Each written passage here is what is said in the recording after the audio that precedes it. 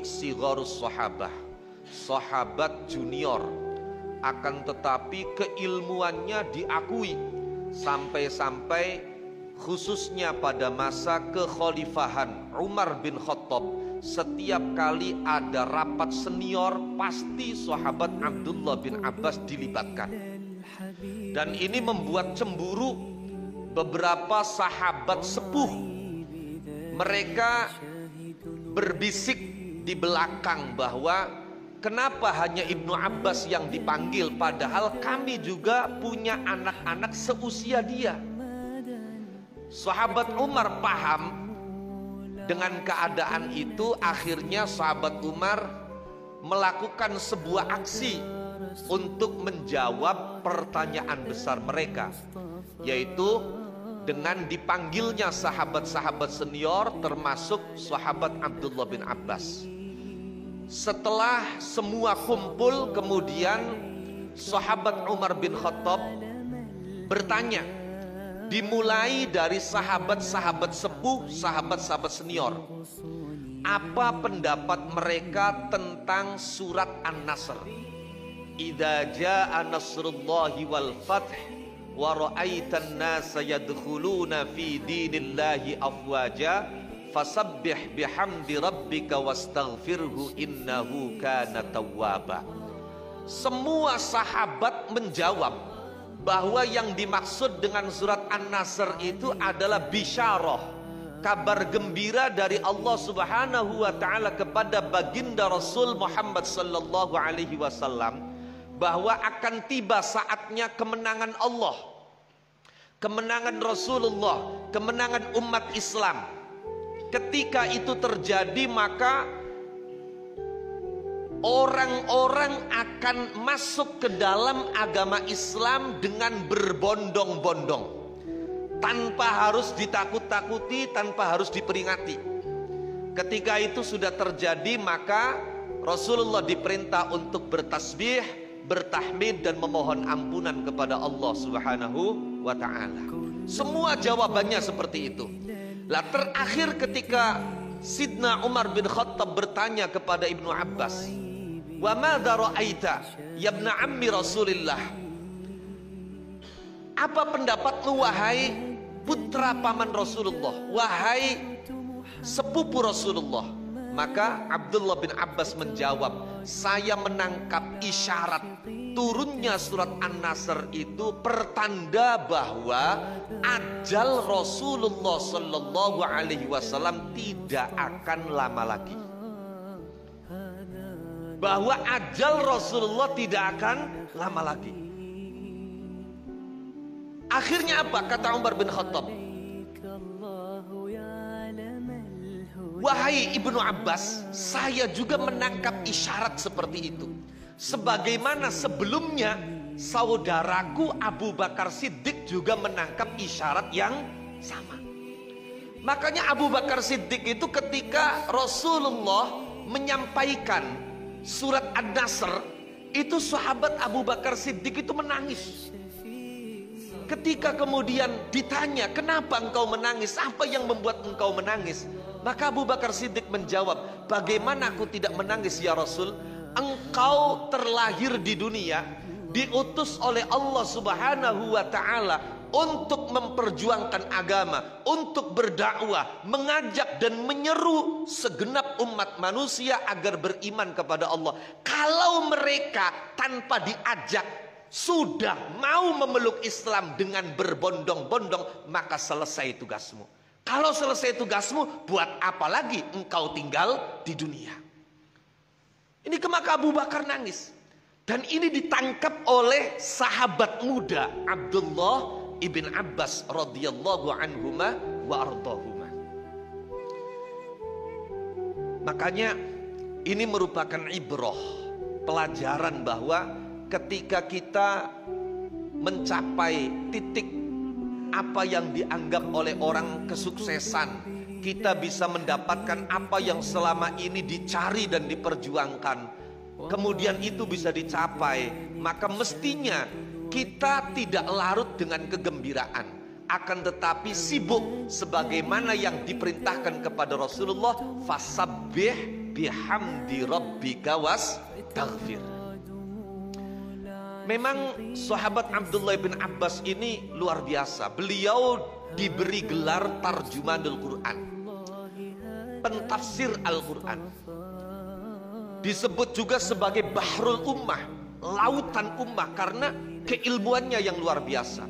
Kenapa tidak? Sebab Abdullah bin Abbas itu ketika kecil beliau dibawa sowan ke hadapan Rasulullah Muhammad sallallahu alaihi wasallam.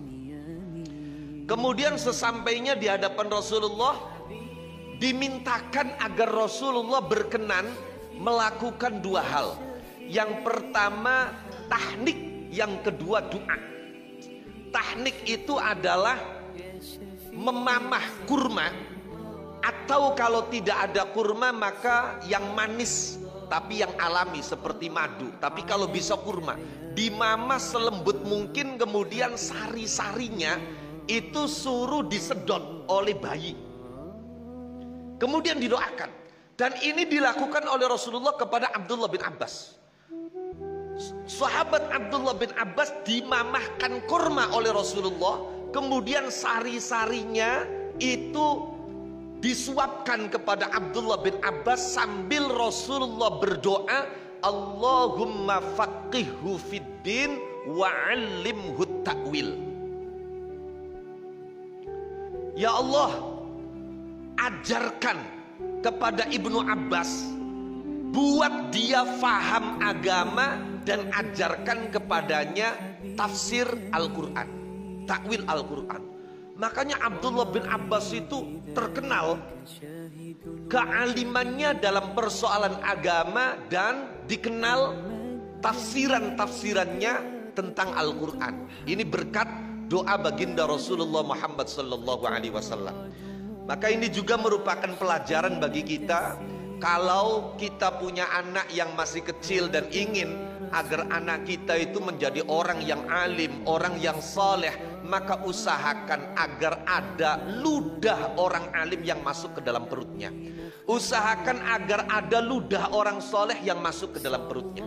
Syekhuna Maimun Zubair itu beliau beberapa kali menyampaikan bahwa aku iki mati urip NU. Saya itu mati hidup NU. Kenapa? Karena saya itu lahir berkat doanya kiai-kiai NU.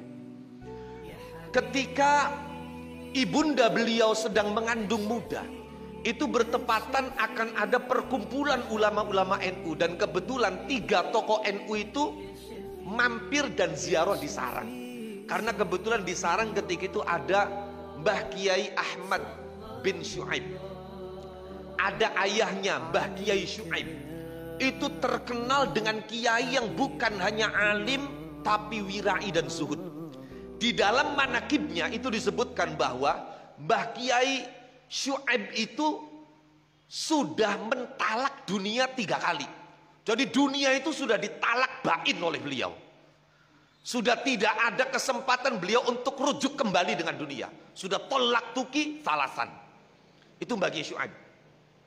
Lalu itu maka 3 tokoh besar NU, Hadratus Syekh Mbah Kiai Hashim Asy'ari, Mbah Kiai Abdul Wahab Hasbullah, dan Mbah Kiai Bishri Samsuri itu menyempatkan ziarah tabaruk ke Sarang. Ketika itu ibunda dari Mbah Maimun Zubair sedang mengandung. Maka ini digunakan kesempatan, ada 3 orang alim, alamah datang, itu dimintakan air. Kemudian air itu digunakan untuk minum istri Mbah Zubair yang sedang hamil. Setelah selesai diminum, kemudian bertambah usia kehamilannya sampai kemudian melahirkan. Ketika melahirkan pas walimatul aqiqah, itu padahal subhanallah Mbah Zubair itu bukan orang kaya. Mbah Zubair itu tidak punya pesantren. Mbah Zubair itu menantu. Jadi Mbah Maimun itu muassis, pendiri. Karena ayahnya Mbah Zubair itu ngajarnya di Pondok Mus yang dulu saya pernah di situ. Di pondoknya Mbah Kiai Ahmad, Mbah Kiai Abdul Rahim. Mbah Zubair itu Masya Allah, kalau saya ngaji dengan Mbah Maimun menceritakan bagaimana dulu Mbah Zubair, subhanallah. Mbah Zubair itu kadang buat makan itu berasnya nggak ada, pinjam sama santri. Masya Allah. Satu ketika Mbah Maimun ketika ngaji tafsir Munir itu cerita bagaimana Mbah Zubair pengen sekali makan dengan ikan. Coba bayangkan, seorang kiai hidup di pinggir laut, tapi sampai tidak bisa makan ikan.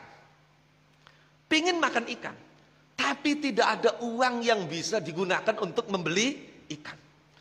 Dan beliau nggak mau ngomong dengan masyarakatnya, sapa duwe iwak, aku lagi pengen iwak. Padahal kalau beliau ngomong seperti itu, orang semua berebut ngirim ikan. Tapi beliau nggak mau. Akhirnya apa? Maka karena memang tidak ada uang yang bisa dibuat untuk membeli ikan, beliau ke pasar.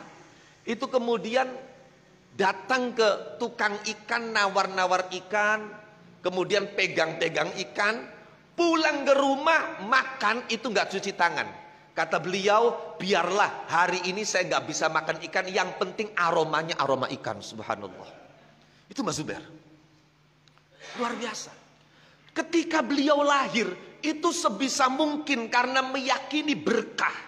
Itu pas walimatul aqiqah, Mbah Zubair mengundang gurunya. Siapa beliau?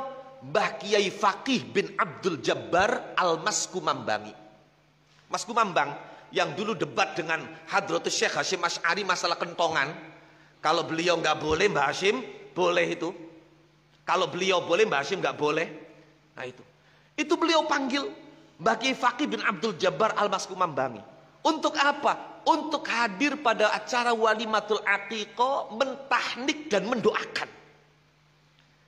Jadi kalau kita pingin anak kita itu menjadi orang hebat, maka mintakan doa dengan orang yang hebat. Kalau bisa kira-kira sampai ada ludah orang yang hebat masuk ke dalam perutnya. Karena apa?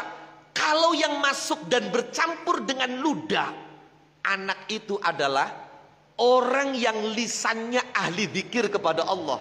Maka ini akan membentuk satu energi anak itu suka berzikir kepada Allah. Kalau kemudian ludah yang bercampur dengan ludahnya masuk ke dalam perut, itu adalah ludahnya orang yang biasa berbicara tentang ilmu, maka ini akan membuat satu energi sehingga anak itu suka berbicara tentang ilmu. Wahakadha, dan demikian seterusnya.